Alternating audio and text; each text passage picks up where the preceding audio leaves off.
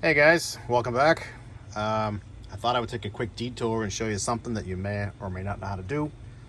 I don't know if you know how to make a gasket, but here's how you do it. There is a lot of things on the Sunbird 2-liter engine that didn't have gaskets originally. They used RTV only. One of them is this oil filler pipe. You're supposed to RTV into the block, which, I don't believe in RTV for everything. I mean, certain things you have no choice, but when you can make a gasket for small things, I believe in doing it. They just last longer than RTV. So, looking at this guy, it's a pretty simple shape, but it's got this pipe in the middle. So how I went about making this gasket was I took this Felpro 3060 gasket kit. It just has sheets of gasket material. There's this funky blue one, there's a thick cork one, there's this thin fiber one, and then there's this thin cork one. And if you look on the back, it tells you what they're for. The front, the back, wherever the hell it is. Like the cork rubber sheet, it's for oil, coolant, and gas. The cork rubber sheet, well, they're both oil, coolant, and gas. The rubber cellulose, that's for water and coolant. Rubber fiber is oil, coolant, and gas. So they all do the same thing except the rubber cellulose, that's only for water and coolant. I don't know which is which. I'm assuming that cellulose is this one and the other one is this one, but I don't know for sure. I do know that previously I made the gasket out of this material, this gray stuff, and I took it apart, and I'll tell you why I took it apart later. And the gasket basically ripped in half, so to clean it off both sides is a pain in the ass. So I figured I would just make one out of cork this time.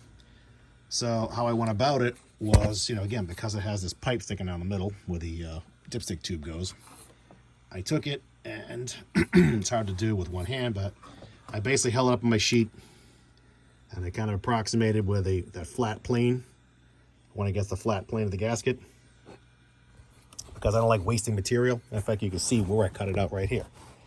I held it against the material. I used this flat edge right. Christ, I'm not gonna do this. This flat edge here, I put on the flat edge of the gasket material. And then I pushed the pipe against the material until it made an indent. Kind of like that. You can see it. Or you can just lay it there, put a magic marker around it if you want to scribe the hole. And then I cut the hole with a pair of scissors. These little industrial guys I have here. And then I stuck the pipe through the gasket. Actually, I went that way. And now my pipe was stuck in the middle of this sheet. Well, the corner of the sheet, rather. And then I just took a magic marker and I scribed around it. And I cut out the outside diameter. And then I pushed the gasket against this big hole in the middle to get an impression. And then I cut that out, trimmed it so it fit right. And then the final thing you do is the bolt holes, which you can cut with scissors if you want. But there's a better way. There's a kit. This one's made by Lang. It's a hole punching kit. They're only like 20, 25 bucks. They're cheap. They're well worth having. And it just has a mandrel and different bits, you want to call them that, hole punchers. This one starts at 1/4 inch, goes all the way up to 1 inch. So I use the 5/16 because the holes in the pipe are more like 3/8, but the bolts are small. I don't know why they made it so generous, but 5/16 is fine for what I'm doing. Then you just put the mandrel, or the puncher on the mandrel, tap it on the gasket with a hammer. It's as simple as that. That's it. I mean, I'll probably still glue it to the gizmo here, but that's just to make sure there's no leaks and make sure it comes off easier next time, if there is a next time. And before I put everything away, I took the gasket I just made, I laid it down on the sheet, and I drew a picture of another one, because if I have to go back over this road again, all I gotta do now is just cut it out. Now I have my gasket almost ready to go. Just chop with the scissors, cut a couple of holes in it, boom, we're done. So that's how you do it. I mean, that's how I do it. You can do whatever you want. You can use RTV. I mean, whatever you want to do. I don't care. I'm just telling you what is another way of doing it that I may enjoy. So why I have this apart is because my car has been idling poorly. Very rich, low vacuum, 13 inches of vacuum.